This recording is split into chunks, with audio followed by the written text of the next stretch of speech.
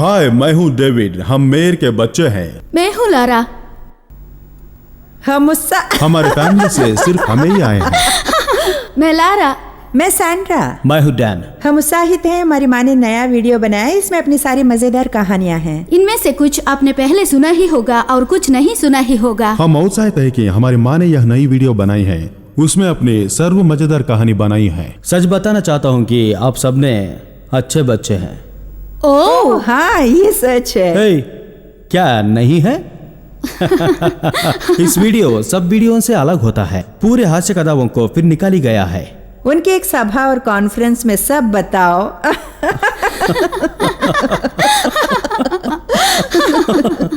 तुम मेरी ओर देख रहे हो जैसे विवरण दो।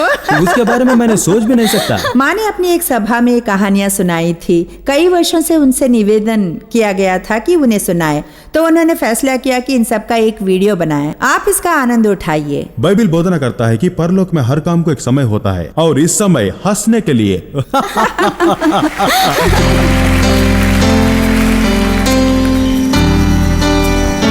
जब वे चले गए तो मैं सच में बहुत ही खुश हो गई। जब मैंने सुसमाचार प्रचार शुरू किया, इसने मुझे चकित किया कि लोग मुझ पर हंसते, क्योंकि कभी खुद को मजाकिया व्यक्ति मैंने नहीं समझा था। और सच में मेरे सामान्य जीवन के प्रतिदिन मैं बहुत ही गंभीर हूं, बहुत ही जिम्मेदार हूं। और इसने मुझे चकित किया और मुझे अचरज में डाला कि पवित्र आत्मा आनंद के साथ लोगों में काम करता है, क्योंकि हमें इसकी जरूरत है। बाइबल बताती कि खुश हृदय औषधि के समान काम करता है, और कभी कभी यदि आप खुद पर हंस सकते हैं तो ये आपके जीवन में कई बातें बहुत ही आसान कर देता है। मैं जो संदेश दे रही हूं उसमें से कुछ बहुत ही मजबूत है। वे लोगों से व्यवहार करते हैं, लोगों को सच्चाई का सामना करना सिखाते, जो करना मुश्किल है। और हमेशा ऐसा दिखाई देता है कि मानव समय के बारे में लोग जो चाहे उसे ले लेते हैं। फिर परमेश्वर कुछ अजीब करता है।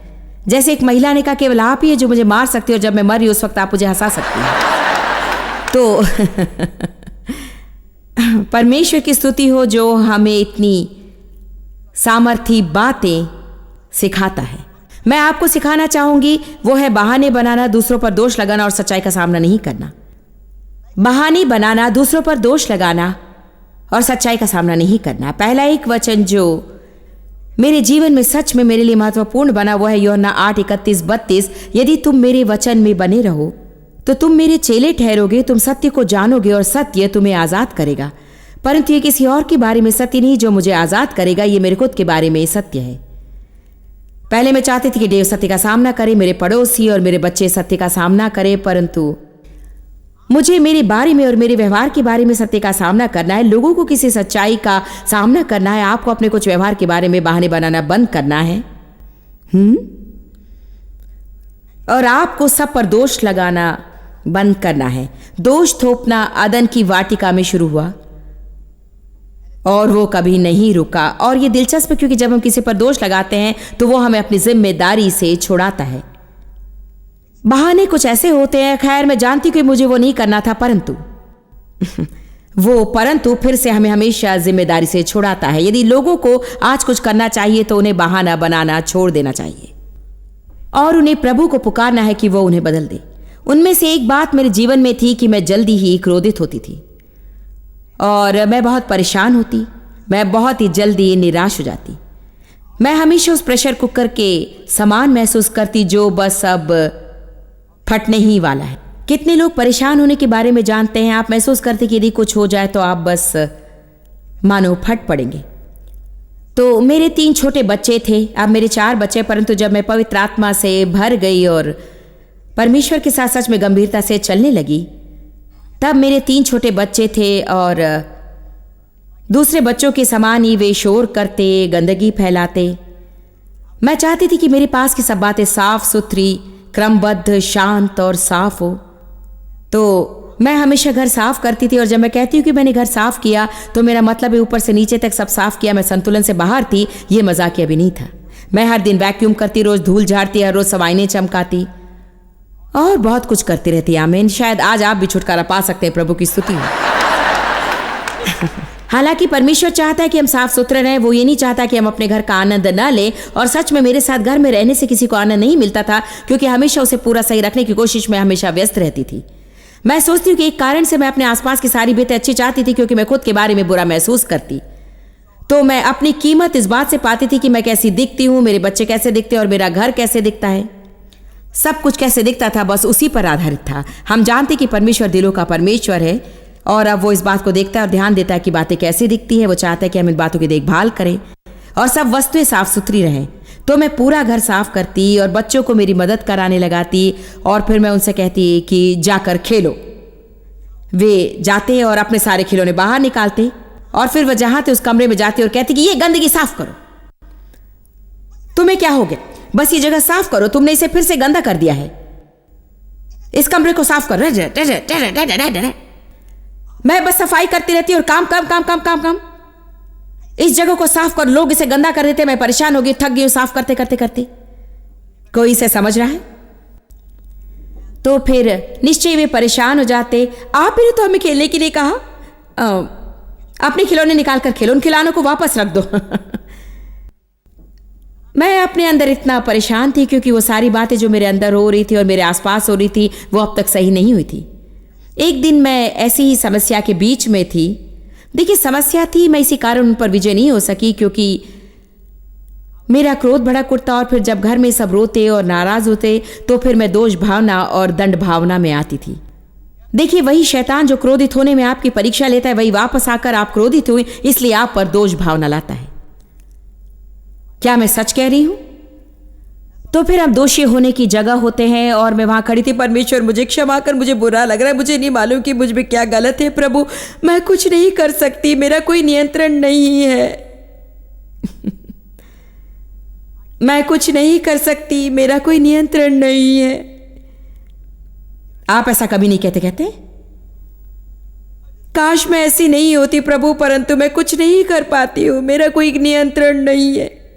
परमेश्वर ने मुझे एक दर्शन दिया उसी बीच जब मैं बता रही थी कि मैं कुछ नहीं कर सकती और मेरा कोई नियंत्रण नहीं है। हमने हाल ही में सेंट लुइस में नई कलीसिया में जाना शुरू किया था, और मैं चाहती थी कि मुझे वहां स्वीकारा जाए। मैंने पास्टर और उनकी पत्नी से मुलाकात की और हम अच्छे संबंधों को बनाने की शुरुआत कर रहे थे, और वहां सिखाने के लिए मेरे लिए द्वार खोल रहे थे। ये स्वाभाविक था कि मैं इस पास्टर को प्रभावित करना चाहती थी। कितने लोगों के जीवन में ऐसे लोग हैं जिन्हें आप प्रभावित करना चाहते हैं। आप चाहते कि वे आपके बारे में अच्छा सोचें। हम सभी चाहते, शायद आप नहीं जानते कि वे क्या हैं, परंतु निश्चय ही ऐसे कुछ लोग हैं जिनके साथ आप अच्छा व्यवहार करेंगे, और दूसरे ऐसे भी लोग हैं जिनके बारे में आप कहेंगे कि इन्हें ऐसे ही छोड़ दो कहने के लिए, और जैसे आप चाहे वैसा व्यवहार करें। मुझसे ये न कहे कि कोई नहीं है, क्योंकि मैं भी आपको बता सकती हूँ कि आप अपनी उन समस्या में घिरी होंगे। यदि मैं आपके दरवाजे पर दस्तक दूं तो आप बिल्कुल सीधे खड़ी हो जाएंगे। बाप रे, मुझे तो विश्वास ही नहीं हो रहा है। खैर, जब मैं बहाने बना रही थी और परमेश्वर से कह रही थी कि मैं ऐसे कुछ नहीं कर सकती, मैंने दर्शन देखा। मैंने सच में से आत्मा में देखा। मैंने देखा कि मेरे पास्टर ड्राइववे में कार चला रहे थे। ये मानो ऐसा था कि वे वहां ड्राइववे में कार लेकर आए। मुझे याद है उस वक्त उनके पास बड़ी सफेद कार थी। वे हमेशा सूट पहनते थे। दरवाजे पर खटखटाया और परमेश्वर ने मुझे बताया कि मैं कितनी जल्दी से सीधी खड़ी हो गई। और प्रभु ने कहा कि आप दरवाजा खोलिए। तो मैंने कहा, पास्टर, प्रेज द लॉर्ड। ओह, मुझे बहुत खुशी हुई कि आप आए। धन्यवाद यीशु, अंदर आइए। ओ, बच्चे कहाँ हैं? ओ, वे अपने कमरे में खेल रहे हैं। Praise God. जानते, ये बात मेरे लिए आंखें खोलने वाली हो गई, क्योंकि मैंने जाना कि हम खुद पर नियंत्रण कर सकते हैं। कृपया आज आप इसे समझ लें। यदि आप मजबूत होना चाहते हैं तो आप खुद पर नियंत्रण कर सकते हैं, क्योंकि हम में से कोई ऐसा नहीं जो किसी जगह पर किसी भी व्यक्ति से बिल्कुल सही व्यवहार करे। आइए इस बात की ओर देखें कि कैसे परमेश्वर ने मुझे सिखाने की कोशिश की कि मैं अपने पति की अधीनता में कैसे रहूं और उनसे सही ढंग से कैसे बातें करूं और बुरी मनोदशा न रखूं। खैर, मैं ऐसा कहती कि मुझे पुरुषों के अधिकार से बहुत समस्या थी, क्योंकि मेरे जीवन में बहुत से पुरुषों ने मेरा शोषण किया है और मैं ऐसे रहना नहीं चाहती थी प्रभु, परंतु मैं अपनी मदद नहीं कर पा रही हूँ। प्रभु ने कहा, तुम अपने पास्टर का जितना आदर करते हो उसका बस आधा ही आदर अपने पति के प्रति दर्शाओ तो अच्छा होगा।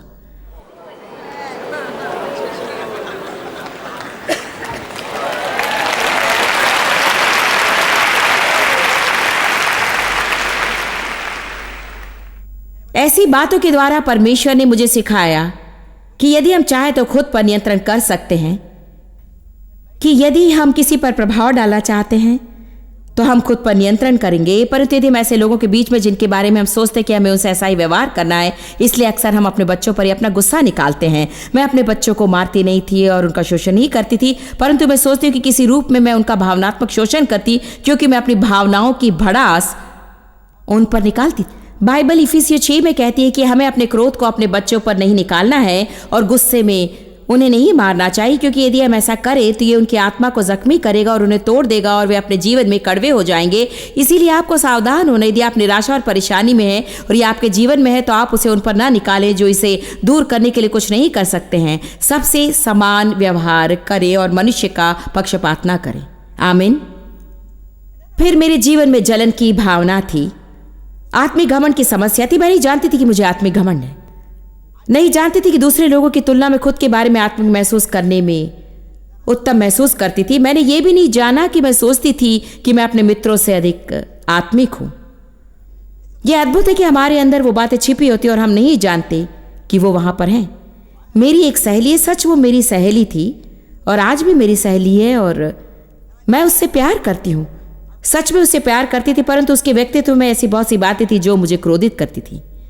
मैं जानती हूं कि आपके जीवन में ऐसा कोई नहीं है ना। हम कई समय तक एक साथ थे, तो हालांकि मैं इसके बारे में पूरी तरह जागृत नहीं थी। अब मैंने जाना कि मैं उस पर बहुत दोष लगाती थी। अजीब है कि हम लोगों के बारे में न्यायात्मक मनोदशा रखते हैं, यहाँ तक कि उन लोगों के साथ हम हमेशा समय बिताना पसंद करते हैं। ये बहुत ही भयानक है, क्योंकि बाइबल हमें बार बार बताती है कि तुम कौन हो कि अपने पड़ोसी का न्याय करो। तो मुख्य बात यह है कि दूसरे लोगों से हमें कुछ नहीं करना है। हम परमेश्वर के सामने खुद का लेखा जोखा देंगे, किसी और का नहीं। तो वो मेरे पड़ोस में रहती थी और हम एक साथ काफ़ी समय बिताते। वो मेरे पहले होम बाइबल स्टडीज़ में मेरे साथ थी और वहाँ आराधना में अगुवाई करती है। हम उस समय गैरेज सेल्स के लिए एक साथ जाते। उस समय मैं अपनी हर ज़रूरत के लिए विश्वास करती और मेरे पास नई बातें खरीदने के लिए मुश्किल से पैसे रहते, तो मैं उससे रोज़ मुलाकात करती थी।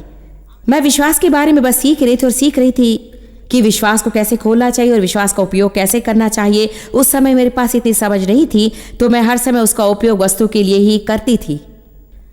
एक बात मैं चाहती थी और वो था एक फर कोट। संसार में मुझे अधिक ज़रूरत थी एक फर कोट की और मुझे फर कोट चाहिए था। क्यों मुझे नहीं मालूम। मैं सोचती हूँ कि मैंने कभी किसी को पहने देखा और सोचा कि मेरे पास भी होना चाहिए। एक सम्मान की बात थी और मैं परमेश्वर पर फर कोट के लिए विश्वास कर रही थी और मैं लंबे समय तक परमेश्वर पर विश्वास करती रही। मेरे मन में जो मुझे चाहिए था बिल्कुल वही था, एक full length dark colour mink coat. मैं अपने आप को उसमें देख रही हूँ। प्रभु की स्तुति है। बस मेरा प्रभु पर विश्वास था और मेरे मन में वो नहीं था। परंतु एक दिन मेरी डोर बेल बजी। मैंने दरवाज़ा खोला और वो मेरी सहेली थी और उसके हाथों में एक बड़ा बक्सा था। आप विश्वास नहीं करेंगे कि परमेश्वर ने मुझे क्या दिया है। ओह प्रभु की स्तुति हो, अंदर आओ।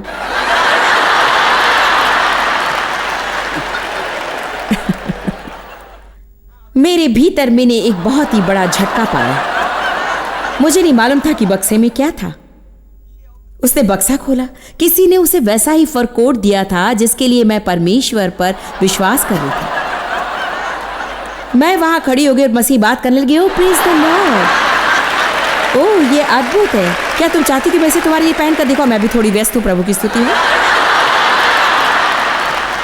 मैं सच में उस महिला के घर से बाहर जाने तक राह नहीं देख सकी, क्योंकि मैं सच में महसूस कर रही थी कि मैं मानो फूट पड़ूंगी।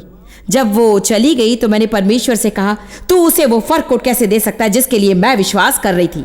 तू जानता है कि मैं हमेशा प्रार्थना करती हूँ और वो घूमते हुए खरीदती रहती है और मैं हर पैसे का दशवांश देती हूँ और वो मुश्किल से कुछ देती है और मैं ये करती हूँ और वो नहीं करती और मैं उपवास करती हूँ और वो खाती है और मैं ये करती हूँ और वो करती है।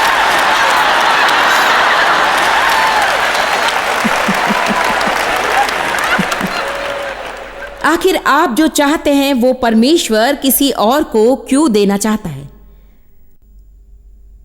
और अधिकांशतः स्वाभाविक में ऐसा दिखता है कि जिस व्यक्ति को ये मिला वो उसके लिए आपके जितना लायक नहीं है। मुझसे ये नहीं कहे कि आप ऐसा नहीं करते हैं। मैंने सोचा था कि जो फर कोट मुझे चाहिए था उसके बारे में परमेश्वर कोई दिलचस्पी नहीं ले रहा है। वो मुझ में चरित्र निर्माण करना और मुझे बदलना चाहता था, क्योंकि मेरे जीवन पर बुलाहट थी और वो उसके लिए तैयार करना चाहता था। मुझे फर कोट की जरूरत नहीं थी, मुझे चरित्र चाहिए था, परंतु मुझे वो मालूम नहीं था। तो परमेश्वर ने उस उदाहरण का उपयोग किया कि वो बेकार की बातें मुझसे निकाल दे, क्योंकि जैसे मैं वहां खड़ी थी मेरे अंदर जलन की भावना, द्वेष की भावना, न्याय करना और तुलना करने की भावना थी। और फिर मैंने मेरे अंदर हमेशा रहने वाली इन बातों को देखा जिसे मैं अनदेखा कर रही थी। देखिए, हम ऐसी बहुत सी बातों के लिए विश्वास करते जिसकी हमें जरूरत ही नहीं है, फिर हम आश्चर्य करते कि परमेश्वर वो सब हमें क्यों नहीं दे रहा है। फिर कई बार जब वो उसे किसी और को देता है तो हम सोचते हैं कि वो उसके लायक नहीं है। परमेश्वर मुझे सिखाना चाहता था कि वो एक दयालु परमेश्वर है और वो किसी के लिए जो कुछ करना चाहता है उसे कर सकता है, और सच में ये मेरा काम नहीं है। उसने मुझे ये भी सिखाया कि मुझे आत्मिक रूप में किसी का न्याय नहीं करना चाहिए। वो वही करी थी जिसके लिए परमेश्वर ने उसे बुलाया था, और मैं वही करी थी जिसके लिए प्रभु ने मुझे कहा था। मेरे जीवन पर उसे अलग बुलाहट थी, वो मुझ पर अलग मांग रख रहा था। शायद वो मुझे उपवास के लिए कहता और उसे वो करने के लिए बिल्कुल ही नहीं कहता। मेरे पति मेरे साथ सहमत थे और हम सबका दशमांश दे सकते थे। उसका पति वो नहीं चाहता था, तो वो अलाउंस के $20 का ही दशमांश दे पाती थी, तो उसका दशमांश था $2। ये मुझे क्रोधित करता कि मैं इतना पैसा देती और वो देती है सिर्फ $2, और उसे वो फर कोट मिल गया। अब ऐसे ना बैठे रहिए कि मैं जो कह रही हूं आप समझ नहीं पा रहे हैं। आमीन। आप जानते कि मैं क्या कह रही हूं। तो ये वो बातें हैं जो सच में मेरे लिए जीवन बदल देने वाली थी। उस समय मैं नहीं जानती थी कि ये मजाकिया है, परंतु आज जब मैं पीछे मुड़कर देखती तो सोचती हूं कि कितनी मूर्ख थी। मेरी सारी जरूरतें, मेरे चरित्र में बहुत ज्यादा समस्याएं थी और मेरे व्यवहार में समस्याएं थी। मेरा क्रोध, मैं जैसे काम करती, उकसाना और नियंत्रण करना, और यहां मैं फर कोट के लिए प्रभु पर विश्वास कर रही थी। शायद कोई यहां आज या कोई इसे देखते हुए इस बारे में कायल हो कि आप शायद अपने शरीर की कुछ बातों के लिए विश्वास कर रहे हैं और अंत में आपको कुछ चाहिए तो वो शरीर के लिए है, क्योंकि अंत में खैर जो कुछ भी हो, अभी आपकी समस्या आपका शरीर है।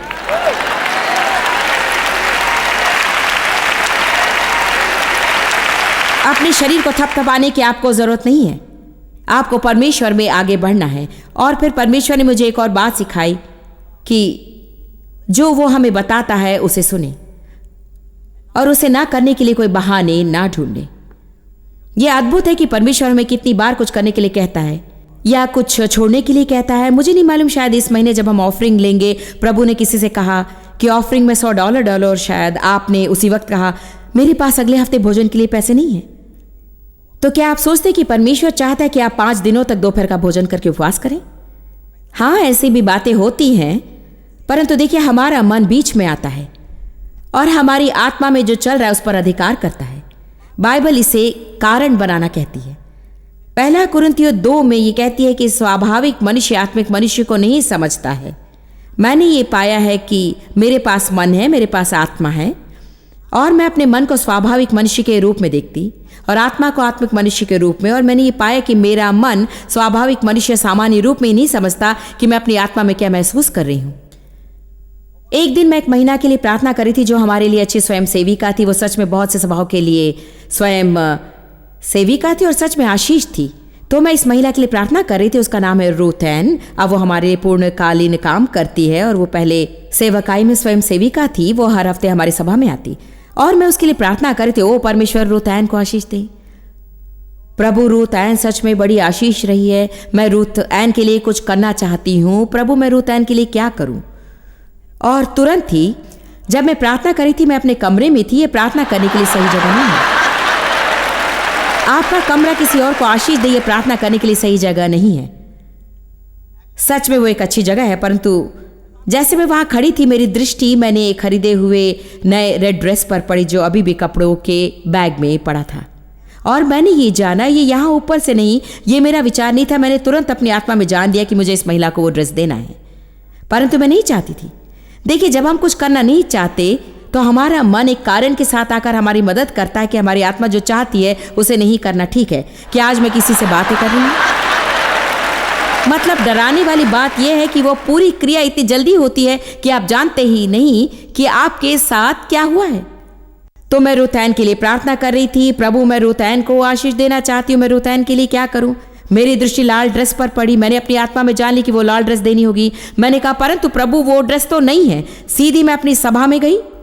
लाल ड्रेस के बारे में एक और बात भी नहीं सोची, क्योंकि मेरे मन ने कहा कि वो ड्रेस देने के लिए कहने वाला प्रभु नहीं हो सकता है, क्योंकि वो ड्रेस नहीं है। न जाने मैं क्यों सोचने लगी कि परमेश्वर चाहता है कि मैं केवल पुरानी वस्तुएं दूं और वो मुझे कुछ नया देने के लिए नहीं कहेगा।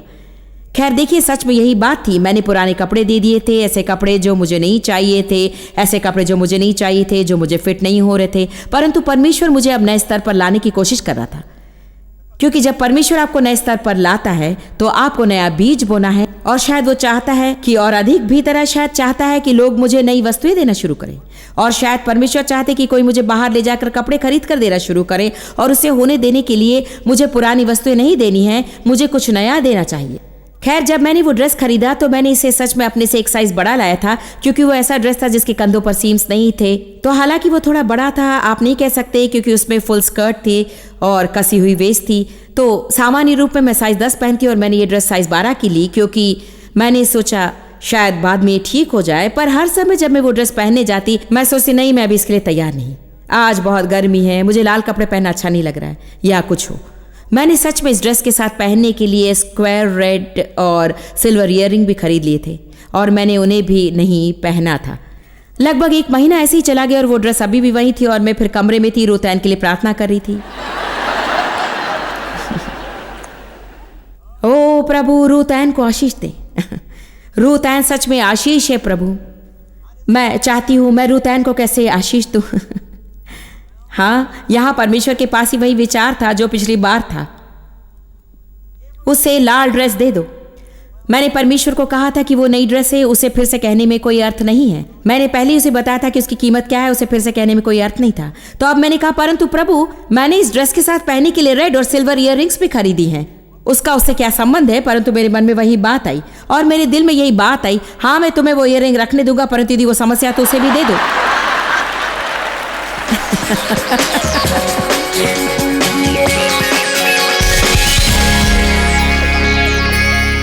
मैं आप लोगों को प्रोत्साहित करना चाहूंगी कि आप हर परिस्थिति में धन्यवाद दें और सदा खुश रहें। सच में जब मैं वो कहती हूं तो यदि आप उसे करें तो आपका लाभ होगा, क्योंकि आपका मन जितना हल्का होगा आप जीवन का उतना आनंद उठा पाएंगे। किसी बात के बारे में चिंता करने से कोई लाभ नहीं, आप उसके बारे में कुछ नहीं कर सकते। पहला थिस्सलुनीकियों 5:18 कहता है, हर बात में परमेश्वर का धन्यवाद दो, चाहे परिस्थिति कुछ भी हो, धन्यवादी हो और धन्यवाद दो, क्योंकि तुम जो मसीह यीशु में हो उनके लिए परमेश्वर की यही इच्छा है। दोबारा आप प्रोत्साहित करती हूँ कि धन्यवादी हो और धन्यवाद दें। यदि आप अभी मुश्किल समय से जा रहे हैं तो जाकर कागज ले आएं, बैठ जाएं और वो सब बातें लिखिए जिसके लिए आप सोचते हैं कि आप अपने जीवन के लिए प्रभु को धन्यवाद दे सकते हैं, और फिर उसे जोर से पढ़ें। जब आप ऐसा करेंगे तो 1 या 2 बातें जिनके बारे में आप चिंता कर रहे हैं वो बिल्कुल बड़ी नहीं लगेंगी। प्रभु आशीष दे। हम आपकी चिंता करते हैं और जल्दी आपसे मिलने की कामना करते हैं।